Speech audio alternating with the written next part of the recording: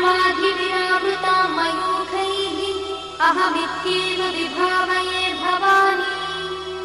ध्यायेत् पद्मासनस्थां विकसितवदनां पद्मपत्रायताक्षी। हेमाभां पीतवस्त्रां करकलितलसद्देव पद्माम्बराङ्गी।